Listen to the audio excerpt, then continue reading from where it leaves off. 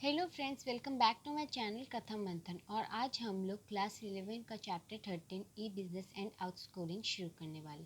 अगर आपको कोई भी डाउट्स है related to commerce, economics and accounts, तो आप लोग प्लीज़ मेरे को कमेंट बॉक्स में लिख दीजिएगा, आप लोग को उसका आंसर मिल जाएगा।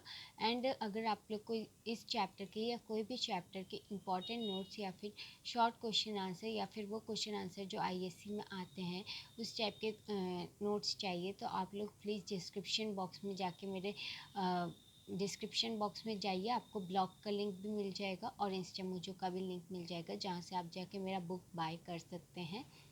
और अगर आप लोग को इस चैप्टर से रिलेटेड शॉर्ट क्वेश्चन आंसर चाहिए, मतलब 1 वर्ड आंसर्स चाहिए, तो आप लोग मेरे दूसरे चैनल उन्नति की वाणी पे जाइए। वहाँ पे आप प्लेलिस्ट पे सर्च कीजिए ISC commerce class 11, ISC commerce class 12, ISC economics class 11, ISC economics class 12, ISC accounts class 11, ISC accounts class 12 आप लोग को मिल जाएगा। और सेम हेयर आप इधर भी सर्च कीजिएगा प्लेलिस्ट में जाके, तो भी आपको मिल जाएगा। और आप लोग प्लीज़ मेरे दूसरे चैनल उन्नति की वाणी को भी सब्सक्राइब कर दीजिए। सो हम लोग स्टार्ट करते हैं chapter 13 E business and outsourcing से। तो ई बिज़नेस हम लोग को नाम से ही समझ में आ रहा है, वो बिज़नेस या वो ट्रांजैक्शंस जो हम लोग इंटरनेट के थ्रू करते हैं। अब meaning of E business in simple terms, E business means doing business over the internet. जैसे मैंने बोला कि ई बिज़नेस से समझ में आ रहा है कि हम लोग इंटरनेट के थ्रू जो बिज़नेस करते हैं उसी को हम लोग ई बिज़नेस कहते हैं।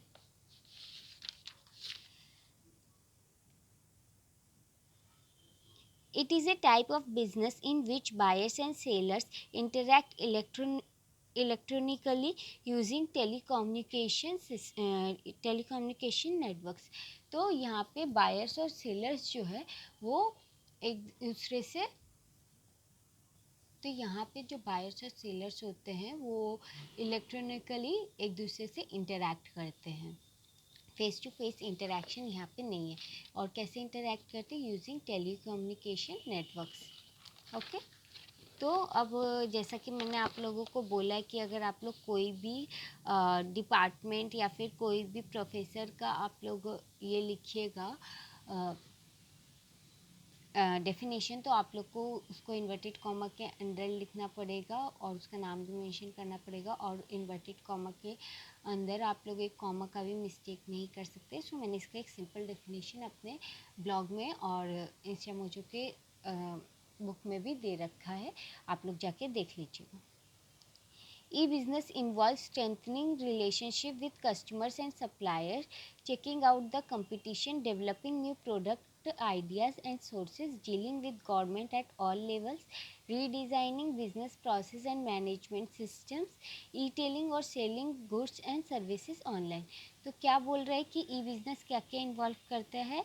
स्ट्रेंथनिंग, ये रिलेशनशिप को और स्ट्रॉन्ग कर देता है किसके बीच में? कस्टमर्स और सप्लायर्स के बीच में।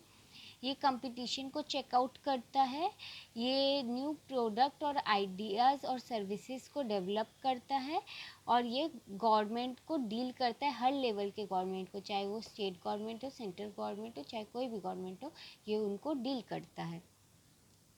Redesigning business process and management system, ये बिजनेस प्रोसेस को रीडिज़ाइन करता है और मैनेजमेंट सिस्टम को भी रीडिज़ाइन करता है, ताकि वो लोग कंज्यूमर के डिमांड के हिसाब से चेंज होते रहें और उनका बिजनेस एक्सपैंड हो सके।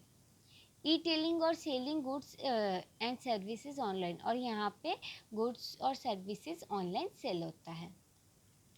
अब एक तो हम लोग डिपार्टमेंट ऑफ ट्रेजरी यूएसए का डेफिनेशन देख लेते हैं, जो हम लोग को इसमें मिला है किसमें, ई बिज़नेस का definition. E-business means consumers and business transactions connected over a network using computers and telecommunications। तो ये हम लोग को किसने दिया? डिपार्टमेंट ऑफ ट्रेजरी यूएसए ने ई बिज़नेस का ये डेफिनेशन दिया है। Now distinction between traditional business and E business.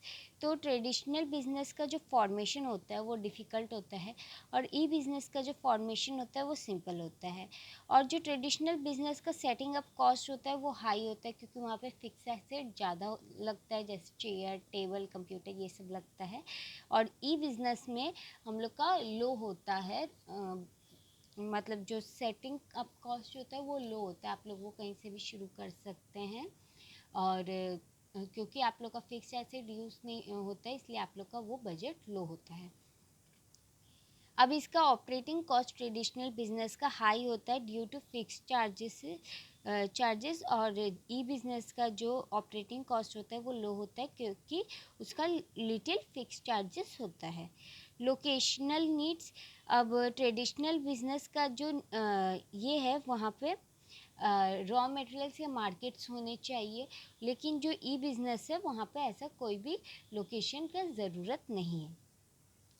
तो मैंने और भी बहुत सारा डिफरेंस अब मेरे ब्लॉग में और इस मुझे के अकाउंट बुक में दे रखा है, आप लोग जाके देख लीजिएगा। और मैं आप लोग को बता दूँ आप लोग को कैसे लिखना है जिससे आईएसी में आप लोग को मार्क्स मिले, क्योंकि अगर आप लोग खाली ट्रेडिशनल बिजनेस और ई बिजनेस लिखिएगा तो आप लोग का मार्क्स काटा जा सकता है, क्योंकि आईएसी प्रेजेंटेशन पे भी मार्क्स देता है। तो पहले आप लोग को basis of formation, basis of distinction लिखना है, फिर ट्रेडिशनल बिजनेस लिखना है, फिर ई बिजनेस लिखना है।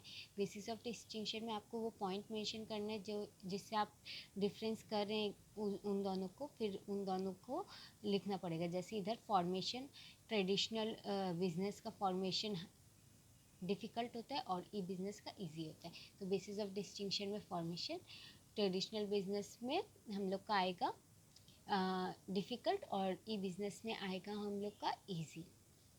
Okay, now online transaction and payment mechanism. अब हम लोग जो ट्रांजैक्शंस करते हैं उसका पेमेंट हम लोग ऑनलाइन कैसे करते हैं, तो उसके कुछ मेथड्स होते हैं। तो वो मेथड्स देख लीजिए। Finding the seller. तो पहले हम लोग को सेलर को फाइंड आउट करना पड़ता है। First of all, the buyer will locate the seller from advertisement and other sources. The buyer has came to know the website of the seller. It is necessary to register with the online vendor and provide the password. तो पहले जो buyer होता है वो seller के location को locate करता है, उसके वेबसाइट पे जाता है और फिर ये कंपलसरी होता है कि उसको रजिस्टर करना पड़ता है ऑनलाइन वेंडर के साथ, ताकि वो उसे एक पासवर्ड दे सके। तो फर्स्ट स्टेप हम लोग का क्या है कि फाइंडिंग आउट सेलर। फिर दूसरा स्टेप है हम लोग का selection of products. The buyer selects the product from the menu given on the website. अब जो the buyer might visit the website of 2 और more vendors and compare prices and quality. अब जैसे अगर आप लोग कोई फ़ोन ख़रीद रहे हैं तो आप लोग पहले मे बी अमेज़न पे गए, अमेज़न पे देखे कि ये फ़ोन का दाम इतना है, फिर फ्लिपकार्ट पे देखे कि वही सेम फ़ोन का दाम उससे थोड़ा कम है। तो ऐसे ही जो बायर होता है वो हर वेंडर्स का वेबसाइट में जाता है और जा कर के चेक करता है, ताकि उसको क्वालिटी और प्राइस में फ़र्क पता चल सके और वो अच्छा सामान मंगा सके एट लो बजट, या फिर वो उसका अपना वांट्स को सेटिस्फाई जो कर सके। तो क्या होता है, सेलर को फाइंड आउट करने के बाद जो बायर होता है वो प्रोडक्ट सिलेक्ट करता है मेन्यू में से। फिर placing the order. While browsing the website the buyer drops the selected item in his shopping cart. Once the product are selected and sale take place, the buyer has to given his payment option. अब जैसे उसने phone select कर लिया, एक buyer phone ख़रीद रहा था तो उसने फ़ोन सिलेक्ट कर लिया अमेज़न से और वो उसका शॉपिंग कार्ट में चला गया। अब उसको पेमेंट ऑप्शन करना पड़ेगा कि वो पेमेंट कैसे देगा। अब पेमेंट मैकेनिज़्म कुछ टाइप्स के होते हैं। Cash on delivery, cheque, net banking transfer, credit और डेबिट कार्ड और डिजिटल कैश। तो आपका ये 5 टाइप का आप लोग का पेमेंट ऑप्शन होता है। तो कैश ऑन डिलीवरी मतलब जब आपको सामान मिलेगा तो आप लोग डिलीवरी बॉय को कैश दे दीजिएगा, उसका अमाउंट और उसका शिपिंग चार्जेस लेकर के। ओके, और चेक भी सेम है कैश ऑन डिलीवरी की तरह, कि अगर आपके पास कैश नहीं है तो आप चेक से दे सकते हैं। आप अब जैसे मैंने बोला कि एक आदमी फ़ोन खरीद रहा था, तो उसको जब फ़ोन मिलेगा डिलीवरी बॉय लेके आएगा, तो उसके पास कैश नहीं रहेगा तो वो चेक दे सकता है डिलीवरी बॉय को। Now net banking transfer. अब जो नेट बैंकिंग ट्रांसफ़र है, the buyer may instruct his bank to electronically transfer the amount from his account to account of the online vendor. अब जो हम लोग का जो नेट बैंकिंग ट्रांसफ़र है, उसमें क्या होता है, बायर के पास ये चीज़ रहता है कि वो अपना इलेक्ट्रॉनिकली अपना अकाउंट से वेंडर का अकाउंट को ऑनलाइन पैसा भेज सके। और वो कैसे होता है, 3 वेज से होता है। क्रेडिट और सॉरी 2 वेज से होता है, क्रेडिट और डेबिट कार्ड। डेबिट कार्ड जो हम लोग के बैंक में पैसा रहता है, उसका खाली आपको अकाउंट नंबर देना पड़ता है, बाकी आपका पैसा चला जाता है जितना आपको जाना है। मान लीजिए कि 10,000 का फ़ोन था, तो वो चला जाएगा 10,000। और क्रेडिट कार्ड में आपका चला तो जाएगा, लेकिन आपको बाद में क्रेडिट कार्ड का महीना होते, मतलब जैसे मंथ पूरा होगा, आपको क्रेडिट कार्ड में अपना पैसा दे देना है। उसके बाद digital cash. On payment of the amount the bank issue digital cash in favour of the buyer. Digital cash is a form of electronic currency existing in cyber space. तो ये जो है हम लोग का डिजिटल कैश क्या होता है, जैसे गूगल पे, फ़ोन पे, ये सब हम लोग का होता है डिजिटल कैश, जो हम लोग का ऑलरेडी बैंक में रहता है, उसको हम लोग डायरेक्टली जस्ट स्कैन करके भेज सकते हैं। तो ये हो गया हम लोग का डिजिटल पे। अब आपने पेमेंट कर दिया, पेमेंट करने के बाद क्या होगा, आपको सामान मिल जाएगा। तो क्या आएगा ये स्टेप, डिलीवरी, कि आपने पेमेंट कर दिया, अब आपका सामान आपके पास डिलीवर हो चुका है। Post sale activity. After delivery the buyer may need some services concerning the purchased product. तो अब डिलीवरी हो गया तो जो बायर है वो कुछ सर्विसेज, जो उसने प्रोडक्ट खरीदा है उसके सर्विस रिलेटेड, वो कुछ क्वेश्चंस अपने ऑनलाइन वेंडर से कर सकता है।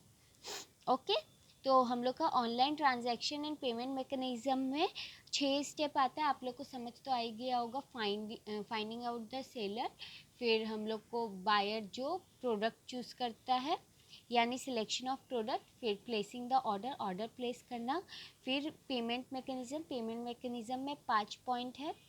5 पॉइंट क्या है, cash on delivery, cheque, net banking transfer, credit और डेबिट कार्ड, और डिजिटल कैश, डिलीवरी और post sale activity. Okay, so guys, I hope कि आप लोग को ये वीडियो पसंद आया होगा और आप लोग को समझ भी आया होगा। अगर आप लोग को कोई भी डाउट है रिलेटेड टू दिस चैप्टर, आप लोग मेरे को कमेंट सेक्शन में बोल सकते हैं। और अगर आप लोग को मेरे और वीडियोस या फिर ऑनलाइन क्लासेस करने हैं, तो आप लोग ज्वाइन बटन में जा कर के टर्म्स एंड कंडीशंस पढ़ लीजिए ऑनलाइन क्लासेस के। अभी वैसे भी एक क्रैश कोर्स शुरू होने वाला है।